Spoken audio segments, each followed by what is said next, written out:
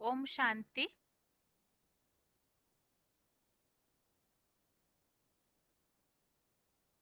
भगवत गीता श्लोक क्लास में आज के श्लोक टेस्ट के लिए श्लोक नंबर है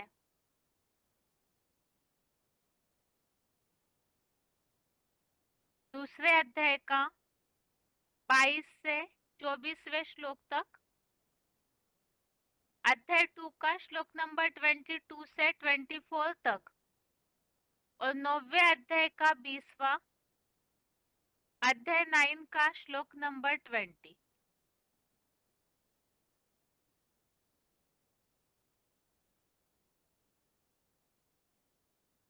श्लोक टेस्ट के लिए पहला प्रश्न है, आत्मा इसी दुनिया में जन्म मरण के चक्र में आती है, इसके लिए किस श्लोक के आधार से बता सकते हैं?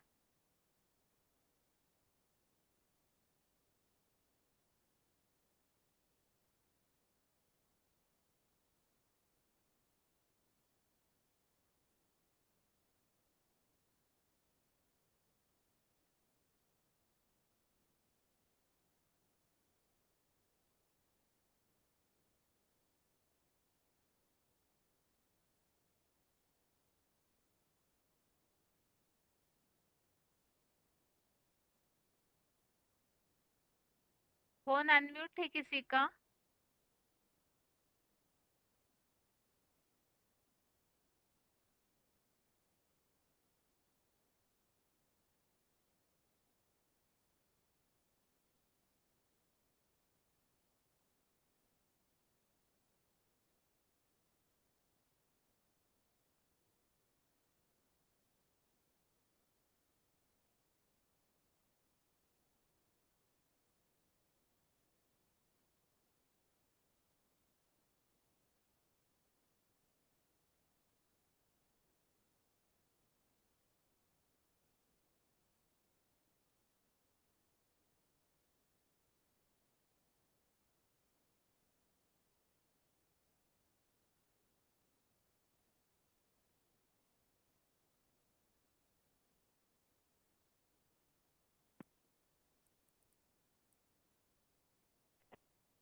Hello. Hello. Hello Sanjeevan Singh. ओम शांति। Roll number 20155। हाँ माता जी, हेलो। उत्तर बताइए। हाँ, टू का 22 से 22 से कहता है कि मनुष्य जब आत्मा ये शरीर छोड़ के दूसरे शरीर लेता है, और आत्मा तो अविनाशी है, अजर अमर होता है, तो कभी मरता नहीं। फिर शरीर छोड़ के दूसरे शरीर लेते हैं। और जो जरूरी को कहते हैं कि आत्मा जलते नहीं, कि पानी में डूबते नहीं, कि हवा भी सुखद नहीं। ये तो हमें को पता चलता है कि माता जी आत्मा। सेवल, माता जी मेन जो प्रश्न है हेलो। उसका उत्तर दीजिए। अच्छा। जो हाँ, वही प्रश्न होता है कि पूछा ये है बर्बर केवल ये। उसका उत्तर दीजिए बस। हाँ ठीक है, बस सिर्फ उत्तर देती हूँ। ये तो सर्व छोड़ के दूसरे छोड़ नभा बर्बर भाई, ये तो नियम है। यहाँ सृष्टि पर रंगमंच पर पाठ बजाती है, ये वस्त्र छोड़ के एक दूसरे वस्त्र लेते हैं। भाई एक सर्व छोड़ के दूसरे सर्व लेता है। श्लोक है बताइए। ना? और धन्यवाद। तो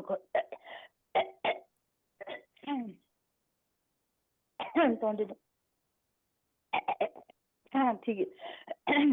बस बस बस दिनानि यथाभ्यः नवानि ग्रहाणि नर अपराणि तथा शरीराणि व्यः दिनानि अन्यानि सन्ति नवानि देहि। इसका भावार्थ होता है जी, जैसे इस स्वर्ग में आत्माभिमानी स्वस्थ मनुष्य पुराने वस्त्र को त्याग कर दूसरे ने स्वेच्छा से ग्रहण करता है, उसी प्रकार नर निर्मित नरक है दैवनी पुरानी शरीरों को अपनी अनिच्छा से छोड़कर आत्मा दूसरे नए शरीर को बर्बर से ही ग्रहण करती है। ठीक है माता जी। आपका प्रश्न हो गया। ओम शांति। आगे के लिए प्रश्न है।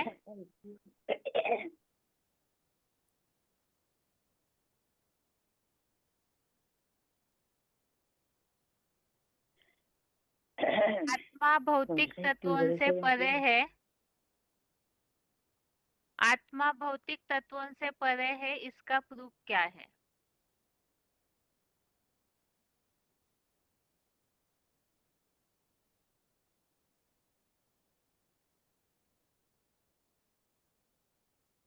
आत्मा भौतिक तत्वों से परे है, इसका प्रूफ क्या है?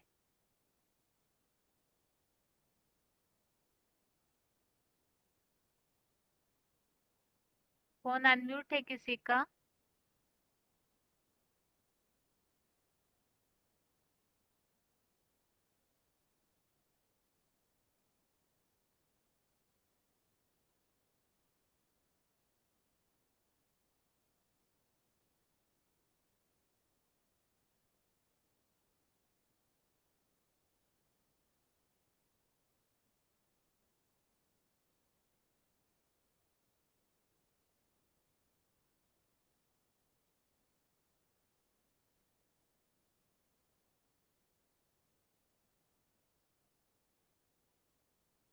फोन अनम्यूट है किसी का?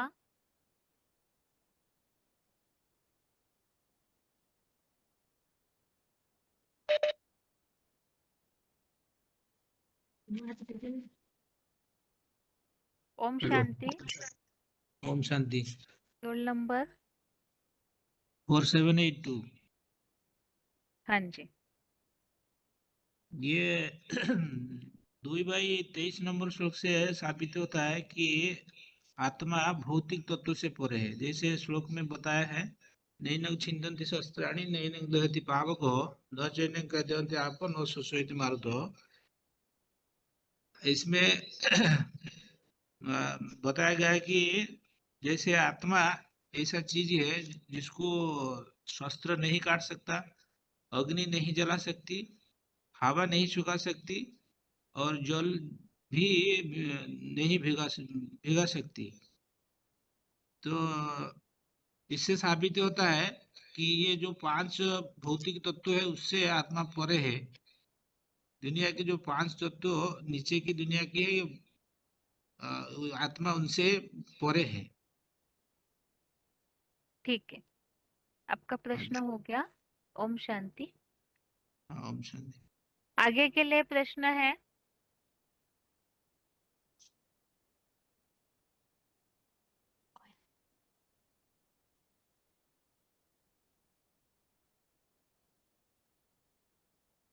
आत्मा इन आंखों से नहीं देख सकते हैं। आत्मा को इन आंखों से नहीं देख सकते, इतनी आत्मा सूक्ष्म है। इस संबंधित श्लोक के भावार्थ में जो बात आई है वो बताना है।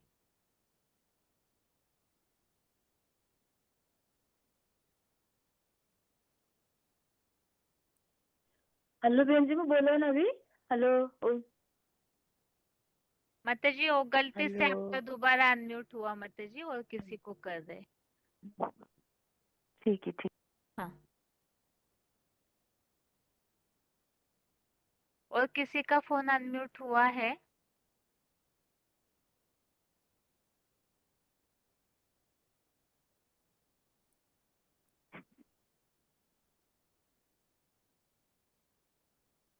फोन अनम्यूट है किसी का?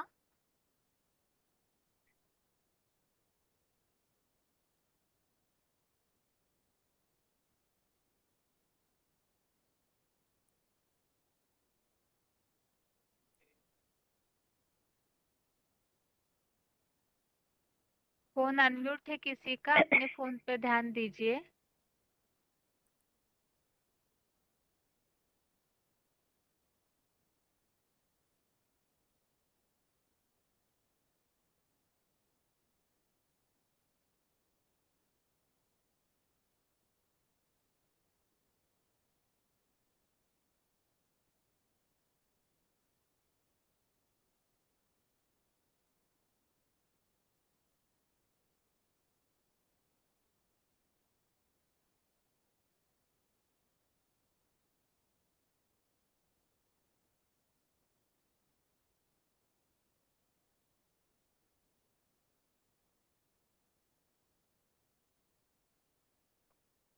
फोन अनम्यूट है किसी का?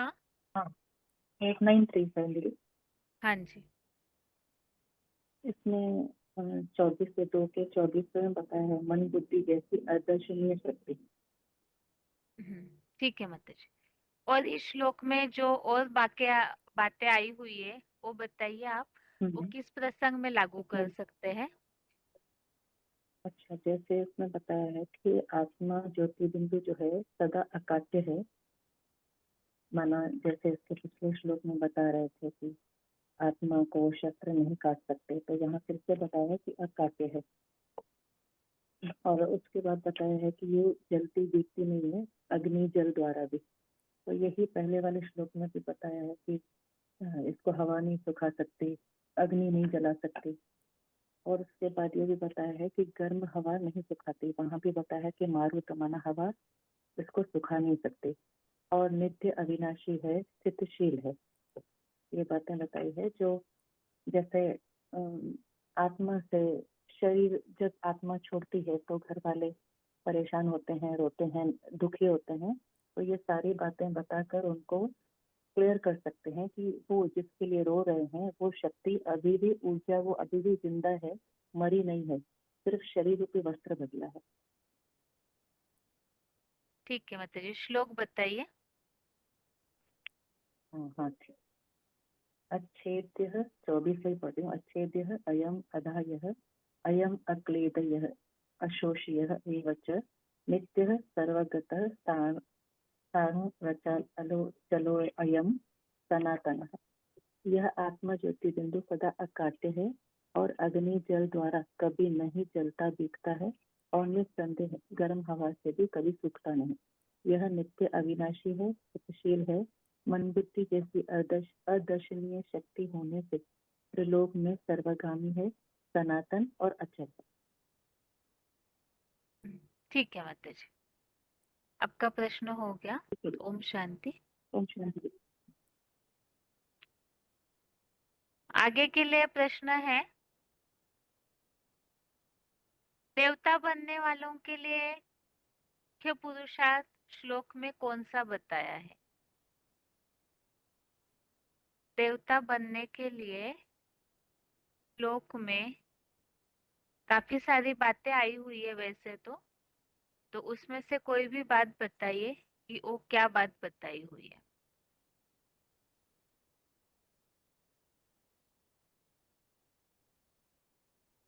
फोन अनम्यूट है किसी का?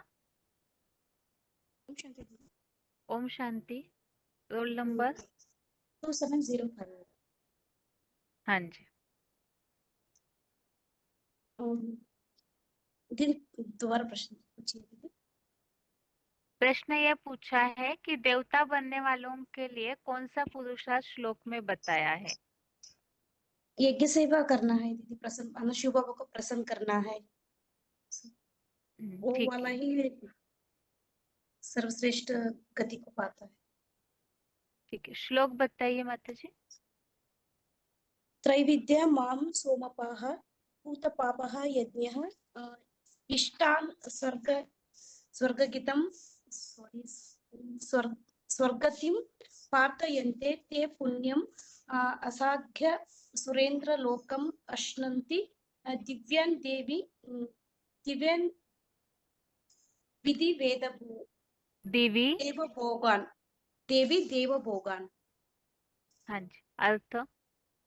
अर्थ पुरुषोत्तम संगम युग के जो ब्राह्मण वत्स ब्रह्मा देवता क्षत्रिय तीन धर्मों की स्थापना वाली विधानों की जानकर विद्या। विद्याओं को जानकर ज्ञान चंद्रमा रूप संगठित चतुर्मुखी ब्रह्मा से शिव प्रदत्त सोमरस पीते हैं। उसी मीठे मीठे ज्ञान के मंत्र से पाप मुक्त ब्राह्मण यज्ञ सेवाओं से मुझ शिव बाबा को प्रसन्न करके सतयुग त्रेता के आधा कल्प स्वर्गीय श्रेष्ठ गति पाने की प्रार्थना करते हैं। वे दिव्य लोकों में 21 पीढ़ी की जन्मों तक भी पवित्र सुरेंद्र लोक को पाकर सुखदान में लेश मात्र भी दुख अशांति न भोगते हुए सूर्यवंशी कलातीत विष्णु रूप 16 कलापत कृष्णचंद्र के स्वर्ग में देवों के दिव्य भोग को भोगते हैं। ठीक है माता जी, आपका प्रश्न हो गया। ओम शांति। आगे के लिए प्रश्न है,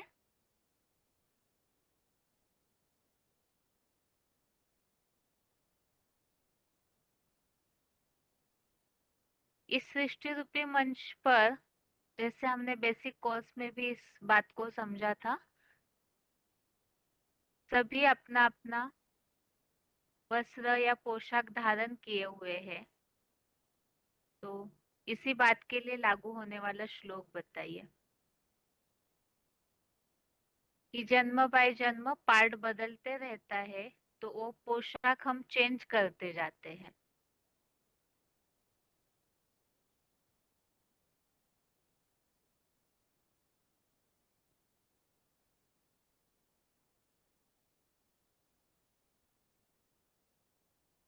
फोन अनम्यूट है किसी का? ओम शांति बहन जी। ओम शांति। Roll number? 9793। हाँ जी, उत्तर बताइए। मना प्रश्न बहन जी, शरीर बदलते हैं ना? हाँ, इस शरीर की तुलना किससे की हुई है श्लोक में? कंपैरिजन, किससे कंपैरिजन किया है शरीर का?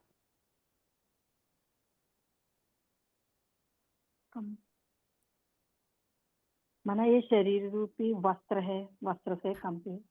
माना हाँ जी, 16 वस्त्र कैसे साफ किया है, वैसे ही ज्ञान जल से आत्मा साफ की है, बताया बाबा। ठीक है, श्लोक बताइए माता जी आप।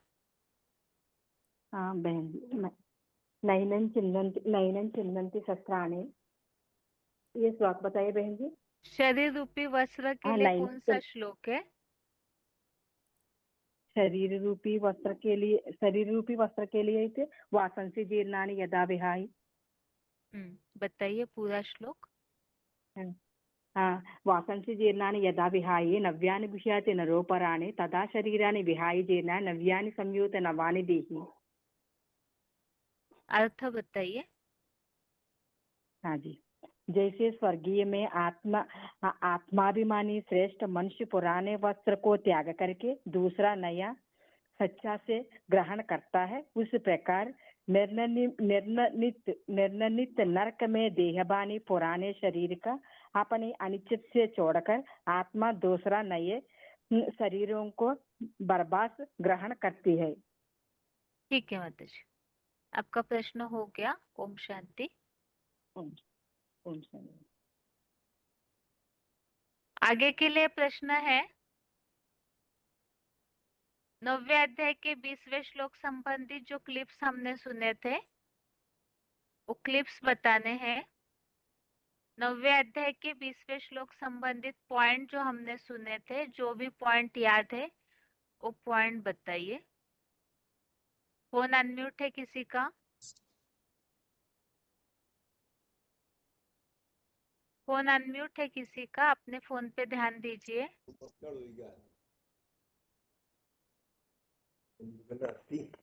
हेलो। ओम शांति। रोल नंबर बताइए। ओम शांति। हाँ जी, रोल नंबर?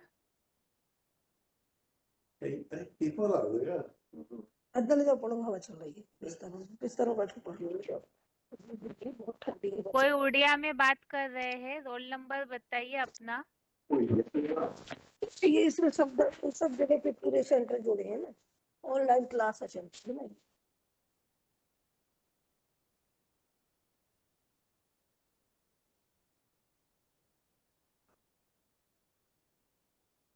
फोन अनम्यूट है किसी का? ओम शांति। ओम शांति। Roll number?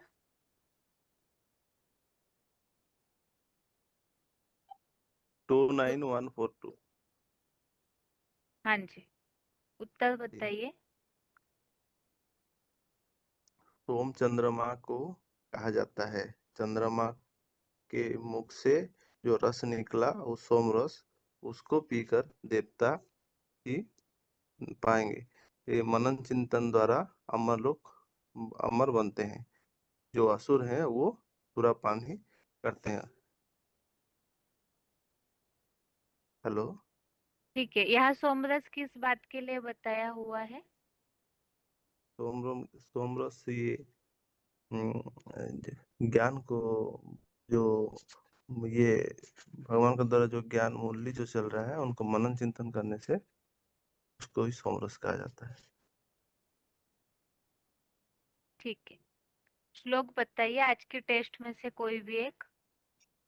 जी। 2 अध्याय का 23 नंबर श्लोक। नैन छन्दन्ति शस्त्राणि नैन दहति पावक न चेन कलदयन्ति आप न शोषयति मारुत। इस आत्मा को शस्त्र नहीं काटते, इसको अन्य जड़त्वमय तत्वों जैसी अग्नि नहीं जलाती, इसको अदर्शनीय हवा नहीं सुखाती और ईश्वरीय ज्ञान जल की पवित्रता के सिवाय जल नहीं भिगोता। प्रत्येक के चतुर्मुखी पूर्व के महाविनाश में भी यही बात है। ओम शांति। ठीक है, ओम शांति। अभी आगे के लिए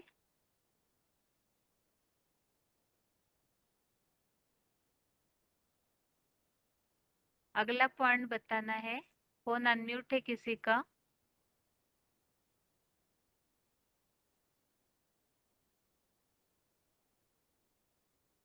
फोन अनम्यूट है, अपने फोन पे ध्यान दीजिए।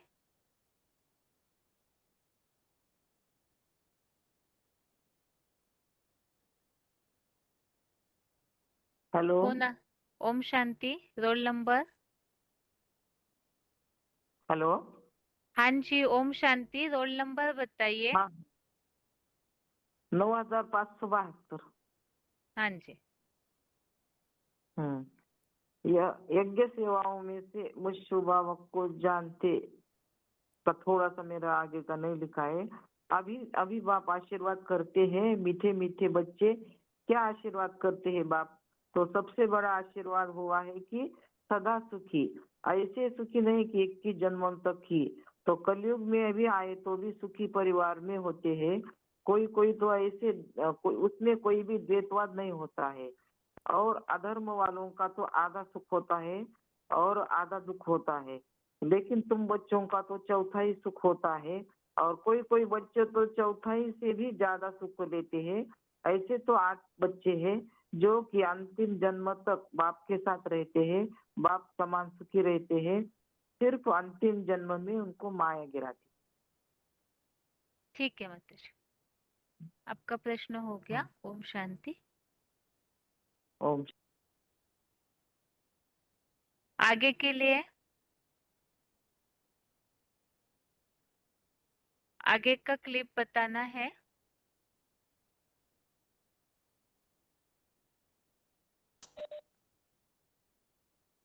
फोन अनम्यूट है किसी का? हेलो। ओम शांति, रोल नंबर? 645। स्पीकर बंद कीजिए अपना। हाँ हाँ। हेलो। पॉइंट बताइए माताजी।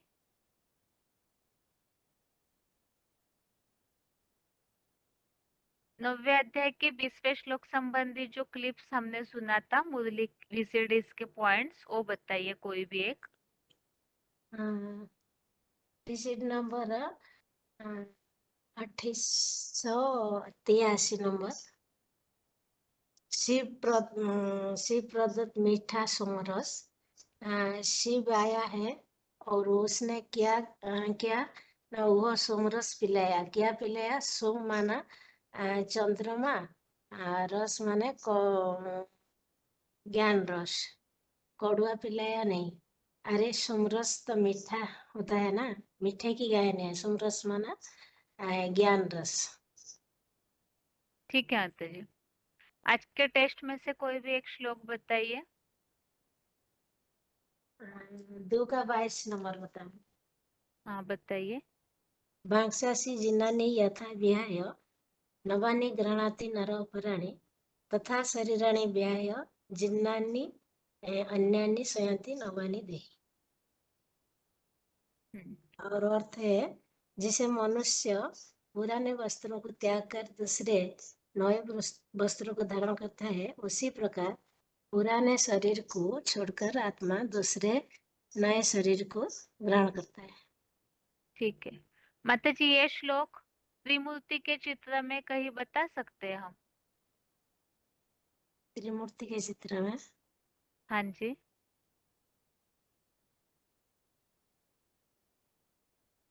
हम बता सकते हैं। किस टॉपिक पे बताइए। तो आत्मा का परिचय जिस टाइम हम देंगे उस टाइम यह बताना पड़ेगा। आत्मा अलग और शरीर अलग। ठीक। त्रिमूर्ति में हाँ जी, हाँ बता पा रहे हैं आप? त्रिमूर्ति का बताएंगे उत्तर, कहाँ बता सकते हैं? नहीं ठीक ठीक से है नहीं माता जी। बता सकते। हाँ, ठीक है, ओम शांति। ओम शांति। अभी आगे का पॉइंट बताना है। फोन अनम्यूट है किसी का? फोन अनम्यूट है किसी का? अपने फोन पे ध्यान दीजिए।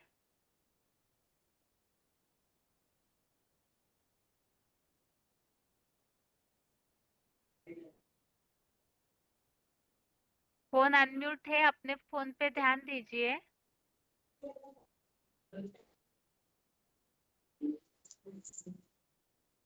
कोई माता जी का फोन अनम्यूट है, फोन पे ध्यान ओम दीजिए। शा- ओम शांति बहन जी। ओम शांति। Roll number?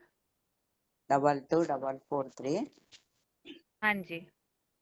कल्प कल्प रिपीट होते हैं। संगम युग बाप कहते हैं ब्राह्मण सूर्यवंशी चंद्रवंशी स्थापना किया। गीता में आया है, भगवान आते हैं 3 धर्म स्थापन करते हैं। ब्रह्मा पक्का ब्राह्मण होते हैं, पास होते हैं। कच्चे ब्राह्मण होते हैं, फेल हो जाता है। ये पक्के पास होते हैं, देवता बनते हैं। फेल हो जाता है, क्षत्रिय बन जाता है। सबसे ऊंचा धर्म ब्राह्मण होगा। परब्रह्म पहला परब्रह्म। बच्चे भी ऊंची कोटि की नामी ही है। बच्चे का रुद्र वस्त्र रुद्रगण रुद्रमाला के एक ही है, सूर्यवंशी। ठीक है माता जी। हाँ ओम बहन। शांति। ओम शांति बहन जी।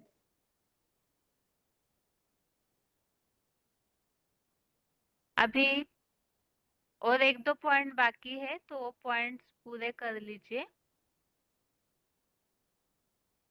फोन अनम्यूट है किसी का? ओम शांति। ओम शांति। Roll number? 27882। हाँ जी। हाँ, ये VCD नंबर 510 में का हेडिंग है, ज्ञान के मंथन से पाप मुक्त ब्राह्मण। जैसे बाबा ने बताया कि बच्चे जब मुरली सुनते हैं या पढ़ते हैं, उस समय उनका पाप कर्म नहीं बनता है, और जब याद में बैठते हैं, याद करते हैं, तब तब मतलब पाप भस्म होते हैं। तो जैसे ज्ञान का मनन चिंतन मंथन करते रहते हैं, उस समय पाप कर्म नहीं बनता है। और जैसे आत्माएं भक्ति मार्ग में ज्ञान का मनन चिंतन करती है, तो उनका भी पाप नहीं बनता है, पाप कर्म नहीं बनता है। ठीक है। आपने जो अभी पॉइंट बताया, उस संबंधित श्लोक में आया हुआ वाक्य बताइए। हाँ जी।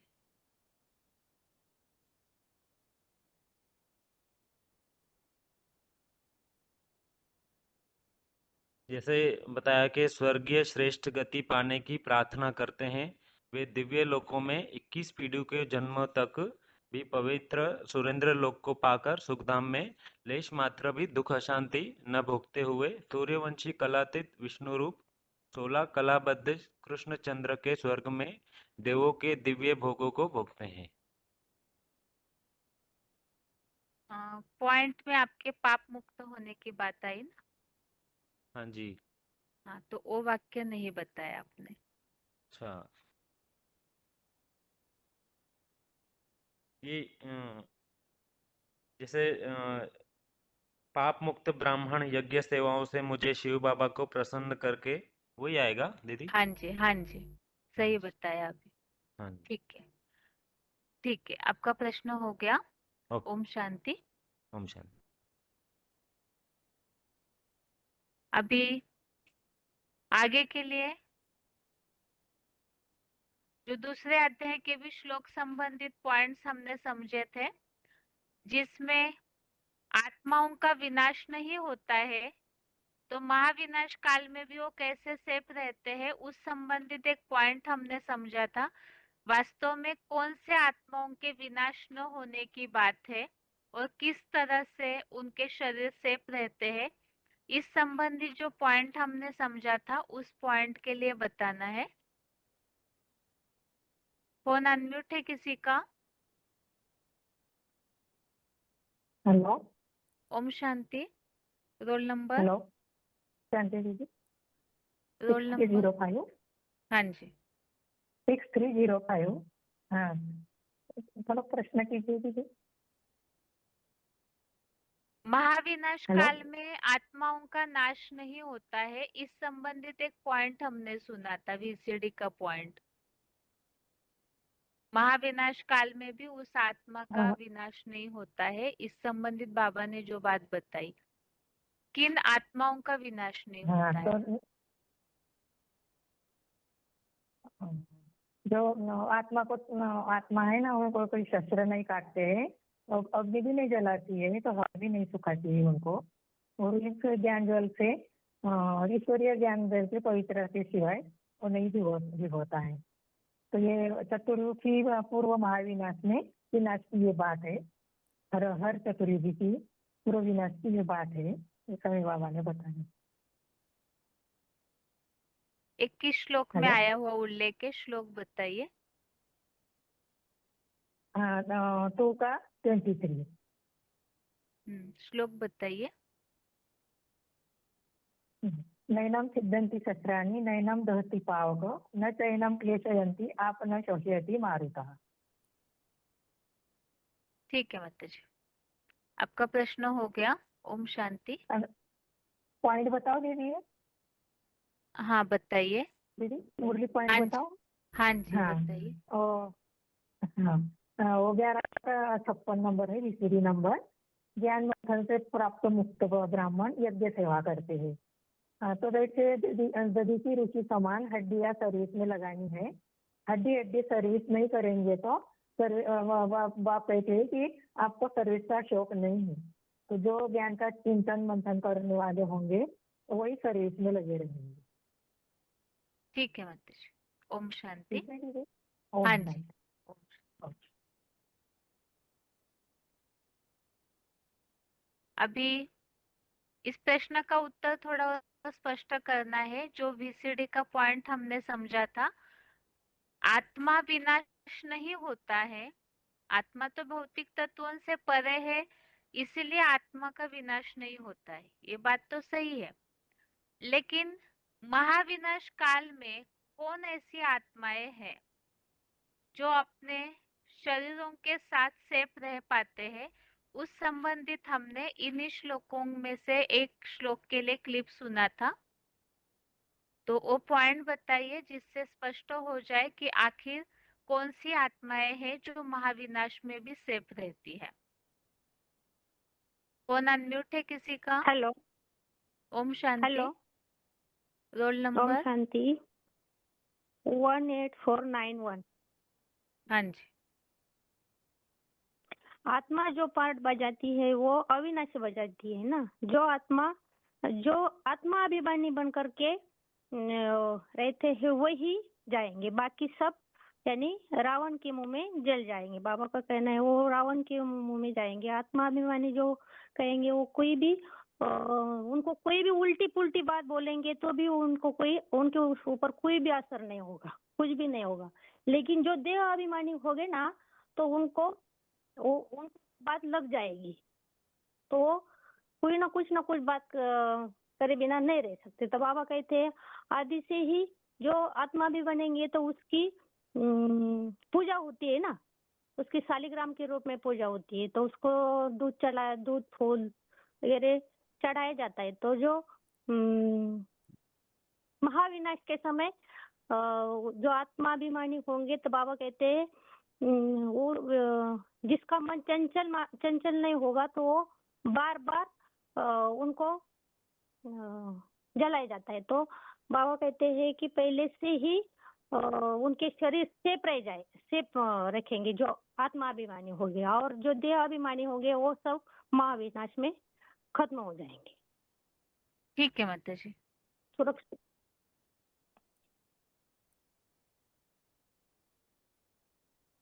श्लोक बताओ। हाँ बताइए। हेलो। हाँ जी बताइए। 9वें अध्याय का, नहीं बहन जी, दूसरे अध्याय का 23 नंबर के श्लोक में ही बात आई है। हाँ जी बताइए। नैनं छिन्दन्ति शस्त्राणि नैनं दहति पावक न चैन्यं क्लेदयन्ति आपन शोषयति मारुतः।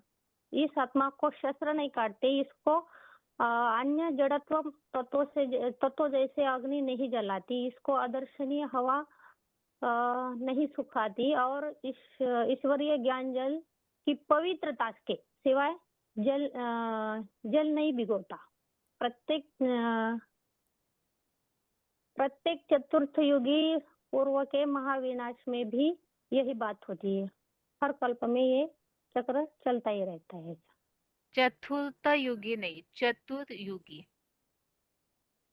हाँ चतुर्युगी, ठीक चतुर्थ है युगी हो गया। चतुर्युग ठीक में है। ओम पूर्व शांति। के महाविनाश में भी। ओम शांति। अभी आगे के लिए प्रश्न है,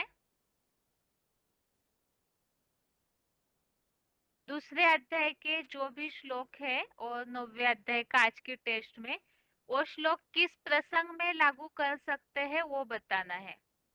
कौन सा श्लोक किस प्रसंग में बता सकते हैं, चाहे कोर्स में या सेवा फील्ड में भी, कहाँ कहाँ वो बातें बता सकते हैं वो बताना है।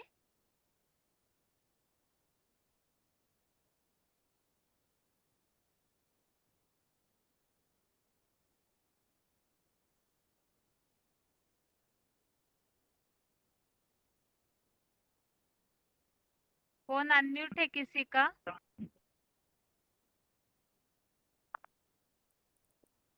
हेलो। ओम शांति। हेलो। ओम शांति। Roll number?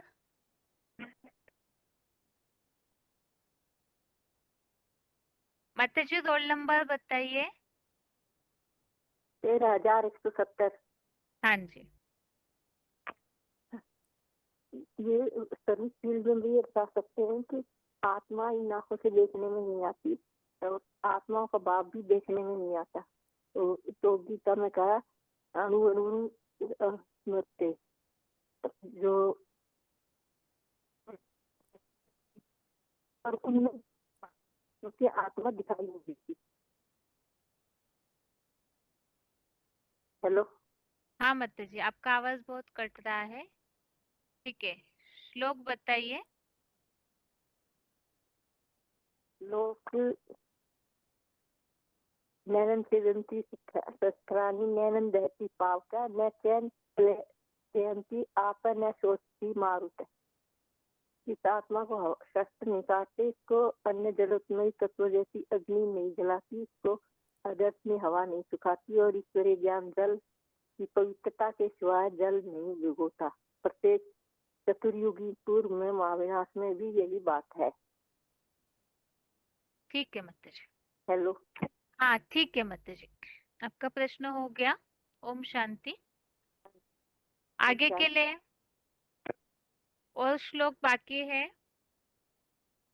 इसके बीच में भी एक प्रश्न एक पूछा था कि वासंती जिरना ने ये श्लोक त्रिमूर्ति में, हम त्रिमूर्ति का जो एडवांस कोर्स है उसमें किस प्रसंग में बता सकते हैं।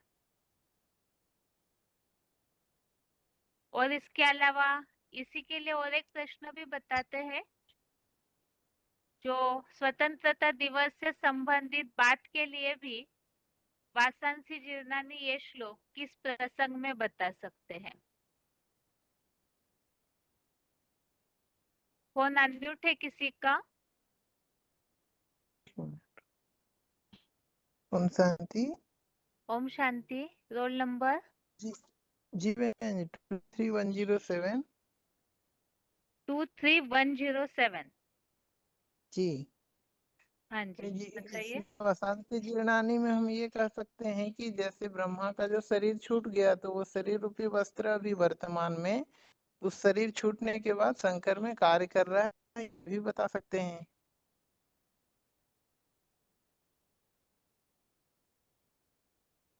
ठीक है, श्लोक जी बताइए आप पूरा। वासंती जीर्णानी यथा विहाय नवानि गृह्यति नरोपराणि तथा शरीराणि विहाय जीर्णान्यानि संयाति नवानि देहि।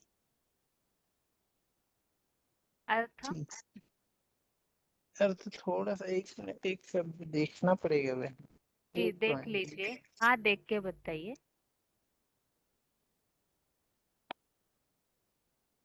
एक मिनट एक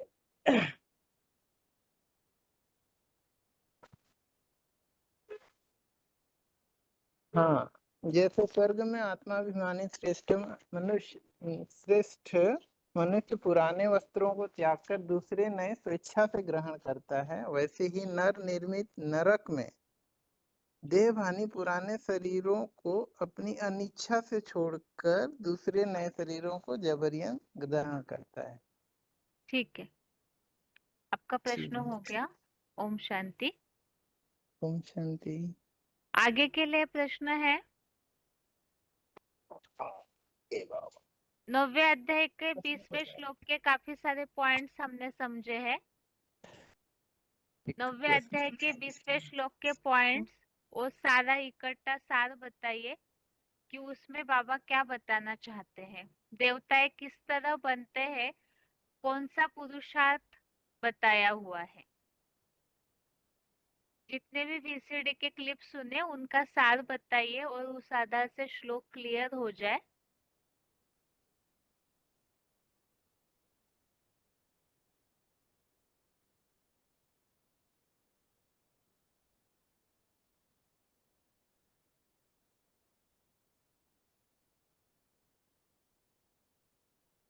फोन अनम्यूट है किसी का?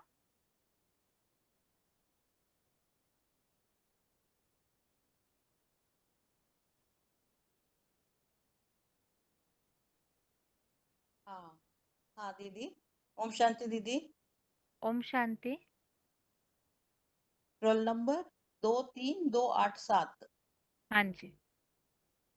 हाँ ये 9वें अध्याय का 20वां श्लोक। पुरुषोत्तम संगम युग के जो ब्राह्मण वत्स ब्राह्मण देवता क्षत्रिय 3 धर्मों की स्थापना वाली के लिए बाबा ने बताया। पुरुषोत्तम संगम युग में ब्राह्मण देवता क्षत्रिय 3 धर्मों की स्थापना के लिए ये तो अनगिनत बार हुआ है, जो कल्प कल्प रिपीट होता है। तो बाप कहते हैं मैंने ये ब्राह्मण धर्म सूर्यवंशी चंद्रवंशी धर्म स्थापन करके जाता हूँ। जो गीता में भी इसका जिक्र आया है, लेकिन किसी का ध्यान नहीं जाता है। तो जो पक्के ब्राह्मण जो बनते हैं वो फुल पास होते हैं, और जो कच्चे बनते हैं वो फेल हो जाते हैं। लेकिन वो जो फुल पास होते हैं वो पक्के देवता बन जाते हैं, जो फेल होते हैं वो क्षत्रिय बन जाते हैं। तो ऐसा हुआ, 3 धर्म का स्थापन हो गया। सबसे ऊंचा धर्म ब्राह्मण, फिर आता है सूर्यवंशी, फिर आता है चंद्रवंशी। जो परम ऊंचते ऊंच धर्म है ब्राह्मण धर्म, इसके लिए कहा गया रुद्रवत्स रुद्रगण रुद्रमाला। तो ये सूर्यवंशी का स्थापना है। और बाबा बताते हैं कि शिव प्रदत्त मीठा सोमरस। शिव आया तो सोमरस पिलाया। तो सोम मतलब चंद्रमा, चंद्रमा का रस पिलाया। तो ये मीठा मीठा रस ही पिलाया है। फिर बताते हैं, ज्ञान चंद्रमा रूप संगठित चतुर्मुखी ब्रह्मा से सोमरस पीते हैं। तो ये ज्ञान चंद्रमा का पार्ट बजाने वाला ब्रह्मा, 4 मुखों का संगठन बनाने वाला, तो 16 कला संपूर्ण है, कलाबद्ध है। उससे उससे हम सोमरस पीते हैं। फिर उसका मनन चिंतन तो करना पड़ता है उसका बाद में, लेकिन सोमरस तो उन्हीं से पीते हैं।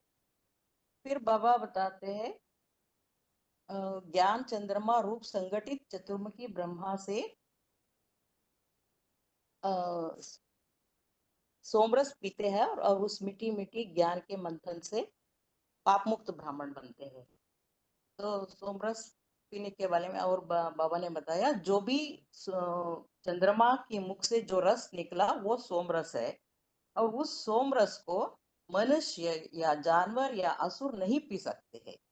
सोमरस को पीना सिर्फ देवताओं का काम है। और देवता ही उस रस को पीकर अमर बनते हैं। उसको पचाने वाले सिर्फ देवता ही है, कोई अन्य उसको पचा नहीं सकते इस सोमरस को, बाबा ने कहा है। फिर बाबा बताते हैं, ज्ञान के मंथन से पाप मुक्त ब्राह्मण बनते हैं। पाप मुक्त ब्राह्मण कैसे बनते हैं? तो बाबा कहते हैं, जितने समय आप मुरली पढ़ते रहेंगे तो आपसे पाप कर्म नहीं बनते हैं। भक्ति में भी ऐसा है कि जितने समय हम भक्ति करते रहेंगे तो उस समय मनुष्यों से पाप नहीं बनता है। ऐसे ही ज्ञान के मनन चिंतन करने के समय पाप नहीं बनता है, तो पाप से हम मुक्त हो सकते हैं। फिर बाबा बताते हैं, ज्ञान के मंथन से पाप मुक्त ब्राह्मण के लिए और एक पॉइंट बाबा बताते हैं, दधीची ऋषि मिसल हड्डी हड्डी सेवा करना चाहिए, नहीं तो बाप समझेंगे इनको सर्विस का शौक नहीं है। और जो ज्ञान का चिंतन में लगे रहेंगे वो ही सर्विस में लगे रहेंगे, वो ही सर्विस करने वाले बच्चे होते हैं। फिर बाबा कहते हैं, पाप मुक्त ब्राह्मण यज्ञ सेवाओं से मुझ शिव बाबा को प्रसन्न करते हैं, और सतयुग त्रेता के आधा कल्प स्वर्गीय श्रेष्ठ गति की प्रार्थना करते हैं। इसके लिए बाबा बोलते हैं, मुझ शिव बाबा को प्रसन्न करते हैं, तुम बच्चों को सदैव कुछ ना कुछ सेवा करना चाहिए। किसके लिए? देहभान से बचने के लिए। तो ईश्वरीय सेवा करेंगे तो ईश्वर बाप खुश होंगे। तो लौकिक में भी हम देखते हैं, कोई बच्चा अगर बाप का सहयोग देता है उसके कामों में, तो बाप बहुत खुश होकर आशीर्वाद देते हैं। इधर भी यहाँ भी बाप सर्विसेबल बच्चों को याद करते हैं। हमारी याद में और बाप की याद में कितना फर्क है। बाप जिन बच्चों को याद करते हैं तो उन बच्चों को कितनी ताकत मिलती है। तो सर्विस से ही कल्याण होना है, सर्विस से ही कल्याण होगा। फिर बाबा कहते हैं, अभी यज्ञ सेवाओं से मुझ शिव बाबा को प्रसन्न करने, इसी पॉइंट में बाबा और बताते हैं, अभी बाप से आशीर्वाद क्या मांगना है? सिर्फ 21 जन्मों का, सिर्फ 21 जन्म सुख में रहने का आशीर्वाद बाप से मांगना है, या तो बाबा कहते हैं सदा सुखी भव का आशीर्वाद लेना है बाप से। तो भले ठीक है कलयुग माताजी। भी आ जाए, कलयुग का अंत भी आ जाए, तो ऐसा परिवार में जन्म ले सकते हैं जो आपस में कोई द्वेष नहीं है, संगठित परिवार है, सब सुखी है। तो ऐसा आशीर्वाद बाप से हमको लेना है। लेकिन और धर्मों में सिर्फ आधा सुख आधा सुख और आधा दुख लेते हैं। लेकिन यहाँ तो हम 3/4 सुख और 1/4 दुख ही हम महसूस कर सकते हैं। और ज्यादा तीखे पुरुषार्थी हो और बहुत ही सेवादारी बच्चे होने से भी ज्यादा सुख ले सकते हैं। जैसे 82-83 जन्म में वो सुख में रह सकते हैं, ऐसे 8 का गायन है। तो वो जैसे हम्म, बाप बाप के समान सुख का वो उपभोग करते हैं। ठीक वो है माता जी। 83 जन्मों तक भी बाप के संग में रंग में माता रंगे जी रहते हैं, ठीक है, सहयोगी बन के रहते हैं। हाँ जी, ठीक है, हाँ जी, बहुत लंबा हो जाता है। ठीक हाँ है जी, माता जी। ओम शांति। हाँ, हाँ, हाँ जी। और श्लोक 2 अभी आगे अध्याय के नाम जिन्होंने याद नहीं बताए हैं एक बार भी सिर्फ वही लोग हाथ उठाइए। अध्याय का नाम जिन्होंने नहीं बताया है सिर्फ वही लोग हाथ उठाइए।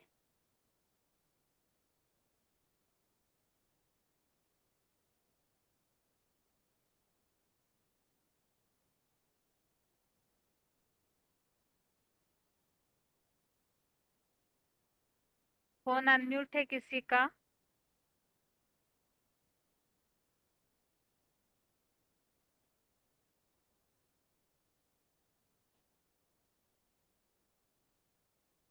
फोन अनम्यूट है किसी का?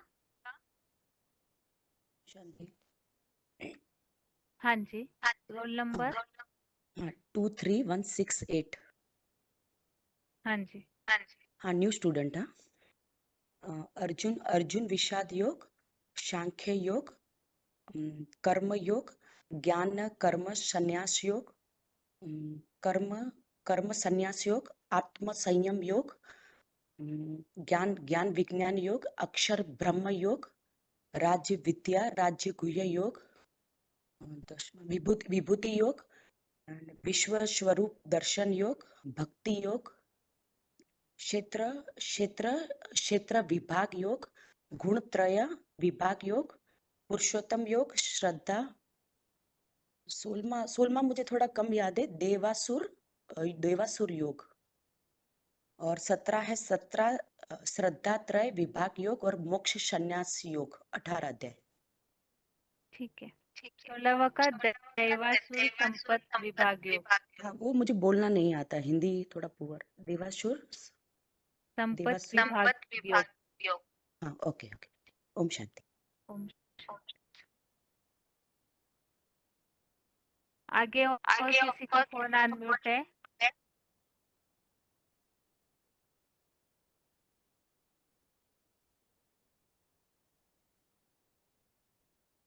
फोन अनम्यूट है किसी का?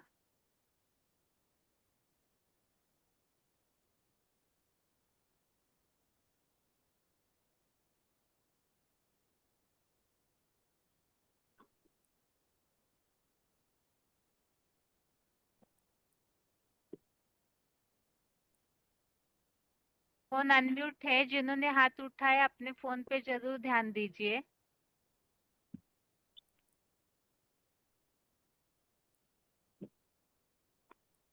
हेलो। ओम शांति। Roll number? 23,658।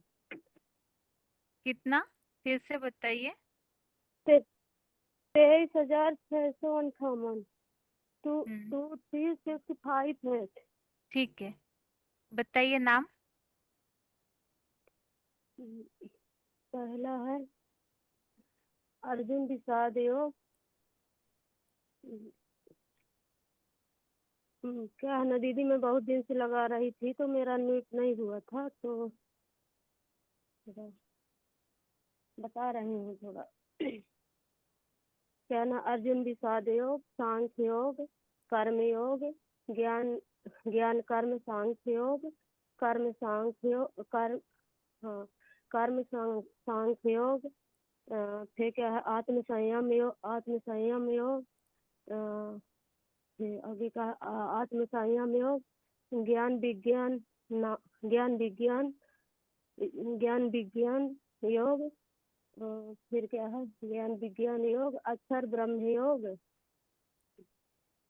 अक्षर ब्रह्म योग, राज विद्या राजगुह्यम और विभूति योग। मेरे से इतना याद है दीदी।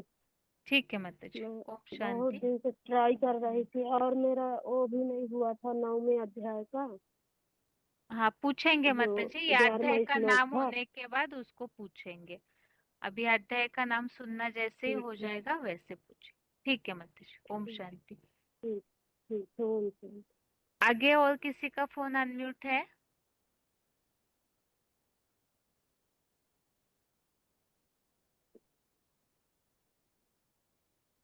फोन अनम्यूट है किसी का?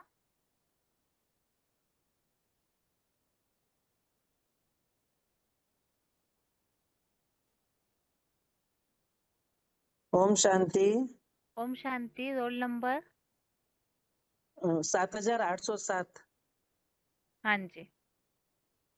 पहला है अर्जुन विषाद योग, दूसरा है सांख्य योग, तीसरा है कर्म योग, चौथा है ज्ञान कर्म संन्यास योग, पांचवा है कर्म संन्यास योग, छठा है आत्म संयम योग, सातवां है ज्ञान विज्ञान योग, आठवां है अक्षर ब्रह्म योग, नौवां है राज विद्या राजगुह्य योग, 10वां है विभूति योग, 11वां है विश्व रूप दर्शन योग, 12वां है भक्ति योग और 13वां है क्षेत्र क्षेत्रज्ञ विभाग योग, 14वां है गुणत्रय विभाग योग, 15वां है पुरुषोत्तम योग, 16वां है देवासुर संप विभाग योग, 17वां है क्षेत्र क्षेत्रज्ञ नहीं नहीं नहीं मोक्ष संन्यास योग और 18वां है 18वां है मोक्ष 18वां संन्यास है योग। मोक्ष मोक्ष संन्यास योग। संन्यास योग, हाँ बहन। 17वें का छूट गया। 17वां? 17वां श्रद्धात्रय विभाग योग। ठीक है माताजी। हाँ, ओम हाँ। शांति। ओम शांति, ओम शांति। आगे और किसी का फोन अनम्यूट है?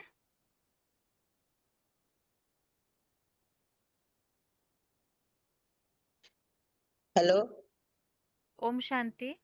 हाँ ओम शांति दीदी। दीदी नंबर है 26,576। हाँ जी। हाँ, अर्जुन विषाद योग, सांख्य योग, तीसरा कर्म योग, चौथा ज्ञान कर्म संन्यास योग और पांचवा कर्म संन्यास योग, छठा आत्म संयम योग, सातवां है ज्ञान विज्ञान योग, आठवां अक्षर अक्षर ब्रह्म योग और नौवां है राज विद्या राजगुह्य योग और 10वां है विभूति योग और 11वां है विश्व रूप दर्शन योग और 12वां है भक्ति योग और 13वां है क्षेत्र क्षेत्रज्ञ विभाग योग और 14वां है गुणत्रय विभाग योग भाग योग और 15वां दीदी पुरुषोत्तम योग, छठा है देवासुर सम्मति भाग योग और 17वां है श्रद्धाए विभाग योग और 18वां मोक्ष संन्यास योग। ओम शांति दीदी। हाँ ओम शांति माता। आगे और किसी का फोन अनम्यूट है?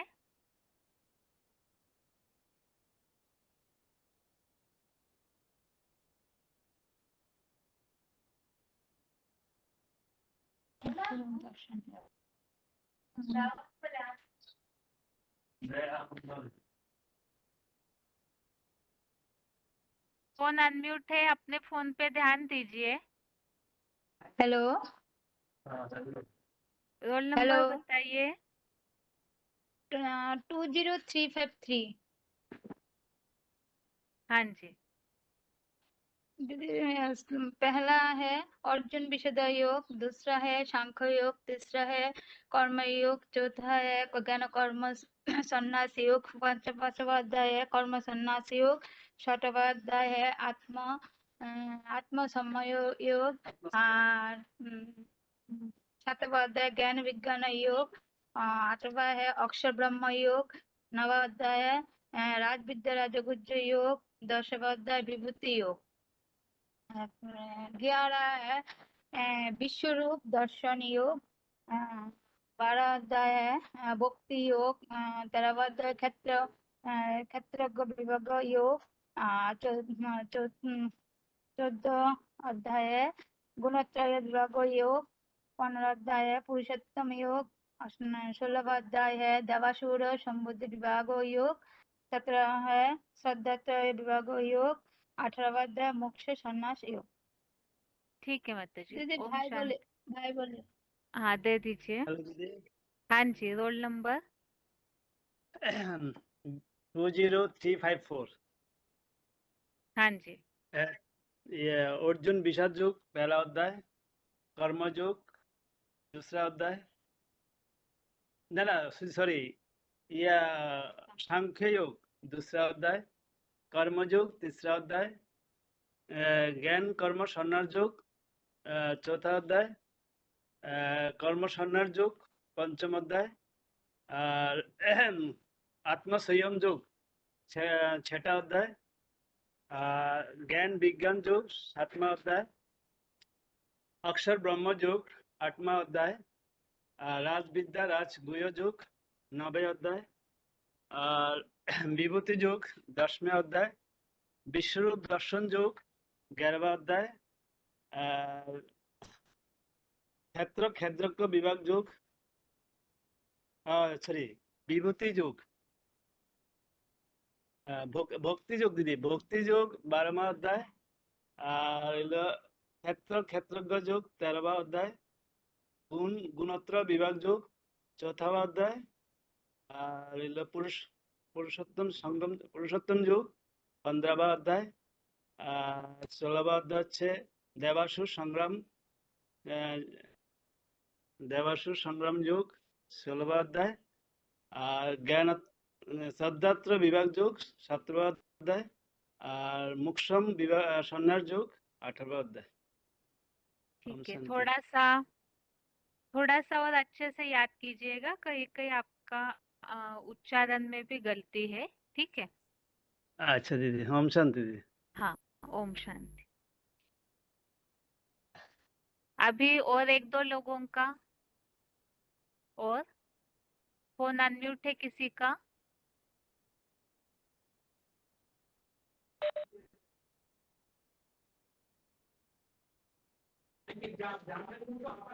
हेलो ओम शांति। ओम शांति। 28,034 हाँ रोल जी। नाम्বার। हाँ जी।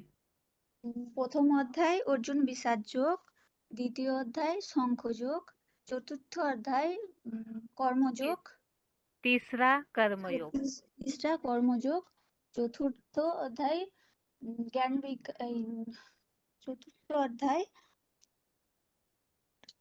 কর্ম সন্ন্যাস যোগ, ज्ञान कर्म संन्यास योग। জ্ঞান কর্ম সন্ন্যাস যোগ, পঞ্চম অধ্যায় কর্ম সন্ন্যাস যোগ, ছটা অধ্যায় আত্ম সংযম যোগ, 7वां अध्याय ज्ञान विज्ञान योग, 8वां अध्याय अक्षर ब्रह्म योग, 9वां अध्याय राजविद्या गुह्य विभाग योग, 10वां अध्याय विभूति योग, 11वां अध्याय विश्वरूप दर्शन योग, और 12वां अध्याय भक्ति योग, 13वां अध्याय गुण विभाग योग, और 14वां अध्याय क्षेत्रज्ञ विभाग योग। माता जी, आप थोड़ा सा फिर से याद कीजिएगा, फिर अगली बार बताइएगा। ठीक है, बहुत ऊपर नीचे हो रहा है। ठीक है। ठीक है। किसी के सामने आप रोज रोज बताइएगा तो आपको प्रैक्टिस होगी, फिर अगली बार दोबारा हाथ उठाइए। हाँ ठीक है। ठीक है। ठीक। अभी शुरू में तो आपने ठीक से बताया, थोड़ा लास्ट में ऐसे हो रहा है इसीलिए। ठीक है। गुलिये जाच्छे कि हिंदी थोड़ा हाँ, पता नहीं है। इसीलिए एक बार में आप है ना 7 अध्याय का नाम याद कीजिए, उसके अगले टाइम फिर 7 अध्याय का बताइए, तो आपको याद रहेगा। आप शायद पहली बार अनम्यूट हुए हैं तो आपको शायद डर भी लग रहा है। ठीक है माता जी। हाँ, ठीक है। ओम शांति। ओम शांति।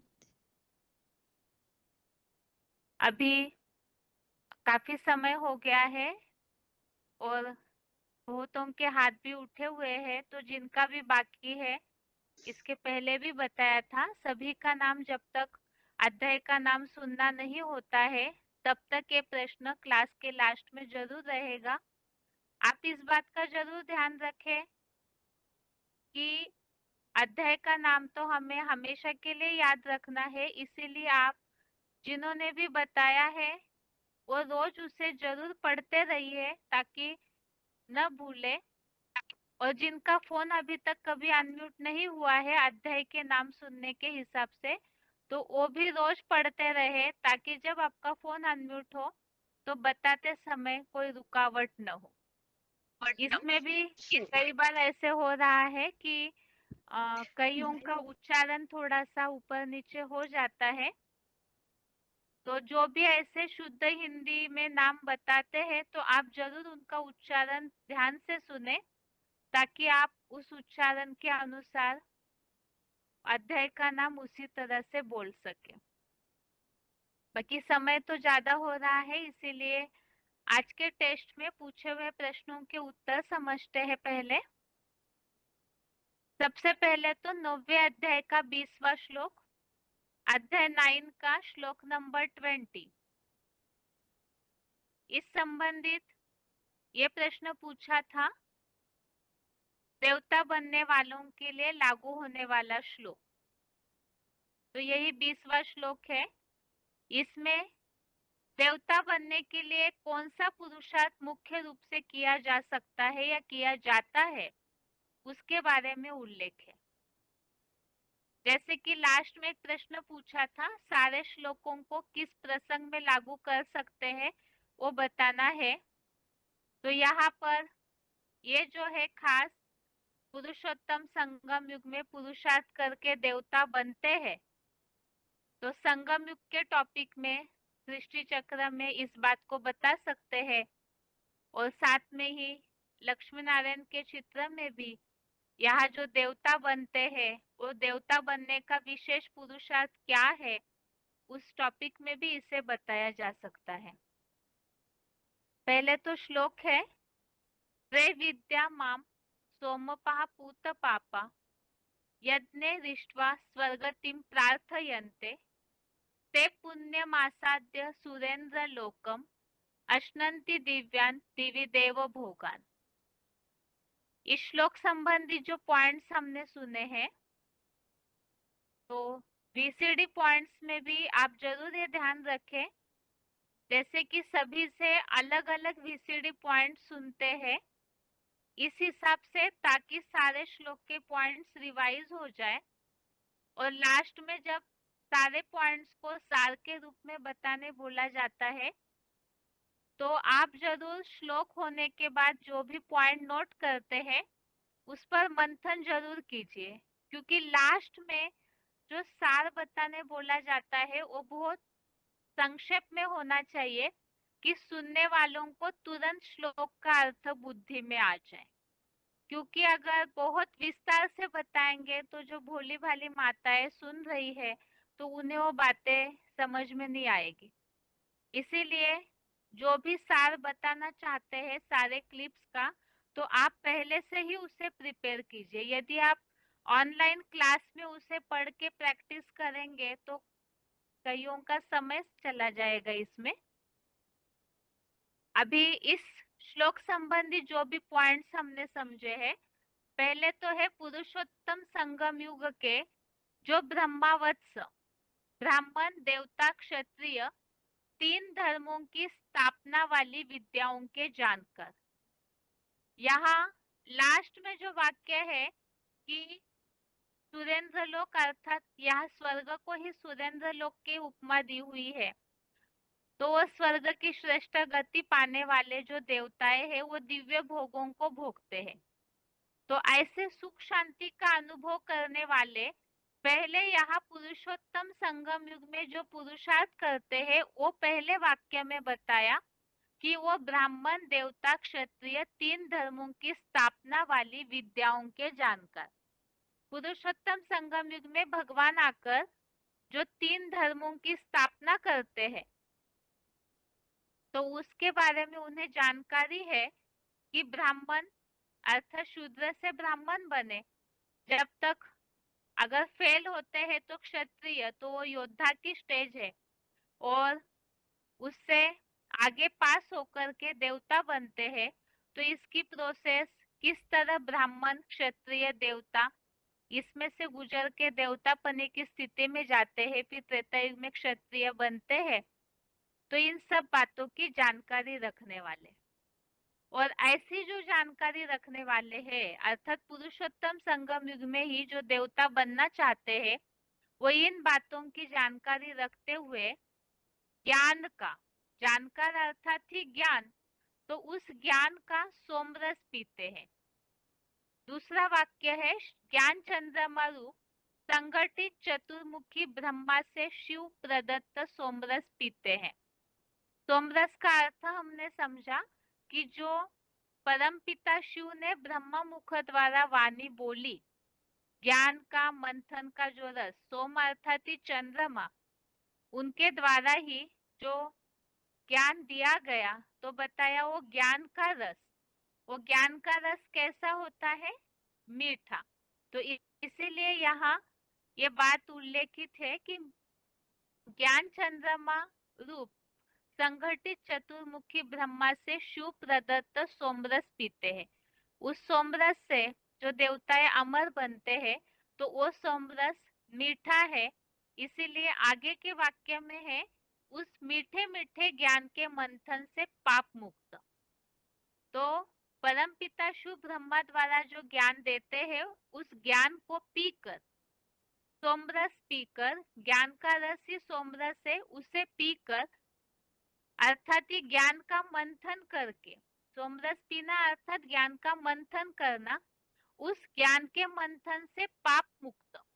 तो ज्ञान के मंथन से कैसे पाप मुक्त होते हैं, उसके बारे में जो बाबा ने बताया कि मुरली जब हम पढ़ते हैं, सुनते हैं, मुरली का जब मनन चिंतन मंथन करते हैं, तो उस समय पाप कर्म नहीं बनते हैं, क्योंकि ज्ञान में बुद्धि लगी हुई होती है। मनन चिंतन करते रहती है अगर मन बुद्धि, तो उससे पाप कर्म नहीं बनते हैं। तो ऐसे जो ज्ञान मंथन से पाप मुक्त है, ऐसे ब्राह्मण यज्ञ सेवाओं से मुझे शिव बाबा को प्रसन्न करते। तो यहाँ यज्ञ सेवाओं से जो ज्ञान मंथन से पाप मुक्त हुए हैं, तो ज्ञान का मंथन किनका चलेगा, उसके बारे में बताया कि जिनको सर्विस का शौक है, उनके ही बुद्धि में ज्ञान का मंथन भी चलेगा। ज्ञान का जो चिंतन करने वाले हैं, वो सर्विस में लगे रहेंगे, और ऐसों का पाप मुक्त तो है ही ज्ञान के मंथन से।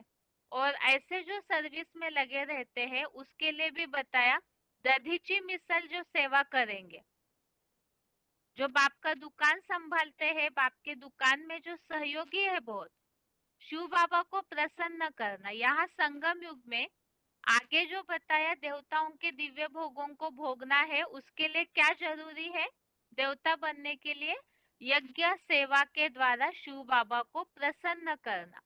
तो बाप किन पर खुश होते हैं, जो उनका दुकान अच्छे से संभालते हैं। तो जो यज्ञ सेवा अच्छे से करते हैं, तो ऐसे सेवाधारियों को शिव बाबा याद करते हैं। तो वो जो शिव बाबा को प्रसन्न करके सतयुग त्रेता में आधा कल्प स्वर्गीय श्रेष्ठ गति पाने की प्रार्थना करते हैं, वे दिव्य लोकों में 21 पीढ़ी के जन्मों तक भी पवित्र सुरेंद्र लोक को पाकर सुखधाम में लेश मात्र भी दुख अशांति न भोगते हुए सूर्यवंशी कलातीत विष्णु रूप और 16 कलाबद्ध कृष्णचंद्र के स्वर्ग में देवों के दिव्य भोगों को भोगते हैं। तो इसमें जैसे कि दो बातें हैं, एक तो सूर्यवंशी कलातीत विष्णु रूप, वो भी स्वर्ग, और सतयुग का स्वर्ग जो 16 कलाबद्ध कृष्णचंद्र। तो संगमयुगी स्वर्ग जो इसी शरीर से ही हमें स्वर्ग का वर्षा देते हैं शिव बाबा, वो पहला जन्म हुआ, और आगे जो सतयुग त्रेता युग के जन्म है। और इसके अलावा भी जैसे पॉइंट में बात बताई कि कोई कोई ऐसी आत्माएं हैं जो बहुत सेवाधारी है, जिन्होंने बहुत ज्ञान को धारण किया हुआ है। तो ऐसों के लिए बताया कि कोई कोई आत्माएं जो है वो 82-83 जन्म भी सुख में रहते हैं, क्योंकि वो बाप के संग के रंग में रंगे हुए हैं, बाप के सहयोगी बन करके रहे हुए हैं। तो बिल्कुल लास्ट जन्म में वो गिरते हैं, नहीं तो पूरी तरह कोई तो ऐसे है जो 3/4 भी सुख भोगते हैं, कोई आत्माएं तो 83 जन्म तक भी सुखी रहती है। तो वो ऐसे देवताओं के दिव्य भोगों को भोगते हैं। इस श्लोक को तो हमने बेसिक कोर्स में इस टॉपिक में भी लिया है कि यहाँ पर ही वास्तव में देवताएं बनते हैं। यहाँ श्लोक में कहीं भी ऊपर जाकर के आसमान के ऊपर देवलोक है, वहां सुख भोगने की बात का उल्लेख नहीं आया हुआ है। तो इस हिसाब से जो 3 धर्मों की विद्याओं के जानकार, तो धर्मों की स्थापना तो इस सृष्टि पर होती है, तो उस ज्ञान को जो धारण करने वाले हैं वो यहाँ इसी सृष्टि पर ही देवताओं के भोगों को भोगते हैं। अभी इसके अलावा दूसरे अध्याय के श्लोक, एक तो दूसरे अध्याय का 22वां श्लोक, वासांसि जीर्णानि यथा विहाय नवानि गृह्णाति नरो परानि तथा शरीरानि विहाय जीर्णान् यन्यानि संयाति नवानि देहि। इस श्लोक में जो बात, एक तो ये श्लोक तो इस हिसाब से प्रसिद्ध है कि मनुष्य जो है, शरीर मनुष्य का वो वस्त्र है, आत्मा उस शरीर रूपी वस्त्र को धारण करती है। इस प्रसंग में ये श्लोक पहला प्रश्न पूछा था कि आत्मा जन्म मरण के चक्र में आती है, उसके लिए लागू होने वाला श्लोक। तो यहाँ ये बात स्पष्ट बताई है कि जैसे मनुष्य पुराने वस्त्रों को त्याग कर दूसरे नए स्वेच्छा से ग्रहण करता है, उसी प्रकार पुराने शरीरों को छोड़कर आत्मा दूसरे नए शरीरों को बरबस ग्रहण करती है। तो जन्म मरण के चक्र में आत्मा आती है, इसका प्रूफ है इसमें। दूसरी बात है कि मनुष्य शरीर की तुलना वस्त्र से की हुई है, इस हिसाब से भी। और तीसरा प्रश्न ये पूछा था, ये श्लोक कोर्स में किस प्रसंग में लागू कर सकते हैं। तो हो सकता है कईयों ने, जैसे अभी 26 जनवरी में भी भाषण हुआ है, तो उसमें भी मूल बात त्रिमूर्ति के चित्र में जो झंडे के बारे में बताते हैं, 3 रंग का झंडा, अर्थात जो स्थूल कपड़े का झंडा है वो विश्व में विजय नहीं दिला सकता है, बल्कि ऐसे कोई 3 शरीर रूपी वस्त्र है जो अपनी संपन्न अवस्था जब उनकी बनेगी तो सारी दुनिया के सामने प्रत्यक्ष होंगे। और 3 कलर के, जो हरा, सफेद और केशरिया कलर बताया जाता है त्रिमूर्ति की यादगार। तो त्रिमूर्ति अर्थात 3 शरीर रूपी वस्त्र है। तो इस टॉपिक में इस बात को बताया जाता है कि इसीलिए गीता में भी ये बात आई हुई है, वासांसि जीर्णानि यथा विहाय, अर्थात मनुष्य शरीर जो है एक वस्त्र के समान है। तो ये शरीर रूपी वस्त्र 3 जो दुनिया के सामने प्रत्यक्ष होंगे, तभी भारत का नाम बाला होगा। ये तो 22वां श्लोक हो गया। आगे 23वां श्लोक है, नैनम छिन्दन्ति शस्त्राणि नैनम दहति पावकः न चैनम क्लेदयन्त्यापो न शोषयति मारुतः। इस श्लोक संबंधित ये प्रश्न पूछा था, आत्मा भौतिक तत्वों से परे है या भौतिक तत्वों से नहीं बनी है, इस प्रसंग में लागू होने वाला श्लोक। तो यहाँ पर और इसके आगे 24वां श्लोक भी उसी के लिए है, जिसमें इन बातों का उल्लेख है। इस आत्मा को शस्त्र नहीं काटते। तो शस्त्र अर्थात कोई धातु से बना होगा, वो भौतिक तत्व ही हुआ। इसको अन्य जड़त्व में तत्वों जैसी अग्नि नहीं जलाती, इसको अदर्शनीय हवा नहीं सुखाती, और ईश्वरीय ज्ञान जल की पवित्रता के सिवाय जल नहीं भिगोता। प्रत्येक चतुर्युगी पूर्व के महाविनाश में भी यही बात है। तो ये 5 तत्व अग्नि हो गया, हवा हो गया, जल हो गया, ये सब भी तत्वों में ही है। तो इन तत्वों से परे है, मनुष्य शरीर जैसे तत्वों से बना है, तो उस पर उन तत्वों का असर होता है। तो शरीर जलने पर वो 5 तत्वों में विलीन हो जाता है, लेकिन आत्मा इनसे परे है, इसीलिए बताए इस पर असर नहीं होता। दूसरी बात, जैसे यहाँ उल्लेख आया है, प्रत्येक चतुर्युगी पूर्व महाविनाश में भी यही बात है। इस प्रसंग में हमने जो पॉइंट सुना है,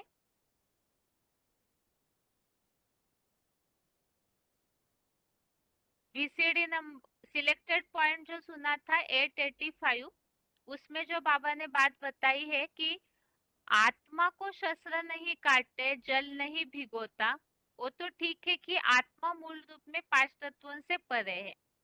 यहाँ जो श्लोक में महाविनाश की बात का उल्लेख आया हुआ है, तो वो इस प्रसंग में है कि महाविनाश के समय जिन्होंने अपने शरीर से आत्मा को डिटैच किया, देहभान नष्ट करके पूरा आत्मा बिंदु बन चुके हैं, तो उनके ऊपर भी इन शस्त्रों का असर नहीं होगा।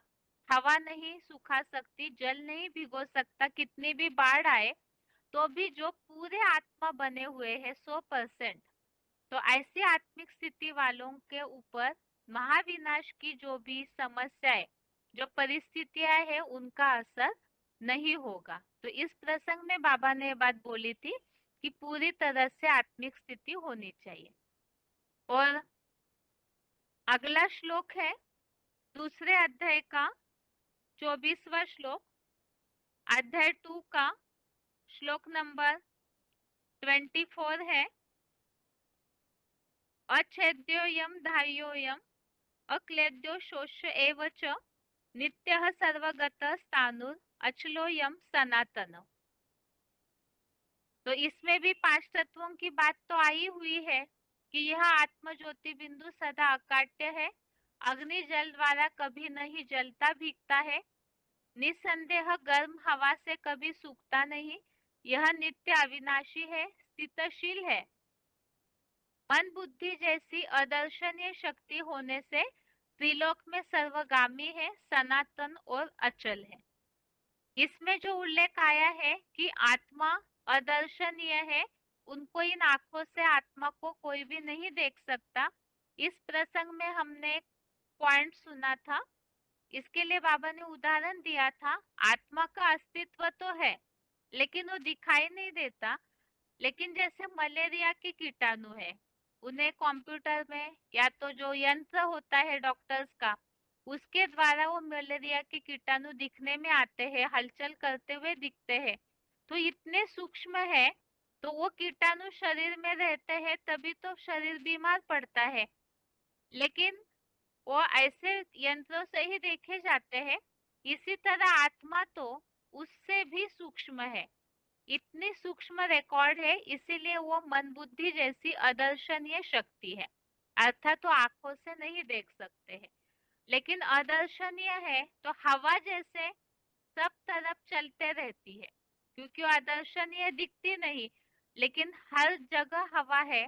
इसी तरह आत्मा भी मन बुद्धि रूप, मन बुद्धि को आत्मा कहा जाता है, इस आधार से आत्मा भी त्रिलोक में सर्वगामी है, अर्थात 1 सेकंड में कहीं ना कहीं मन बुद्धि उड़ के तुरंत जाती है, इस हिसाब से बताए वो सर्वगामी है, सनातन और अचल भी है।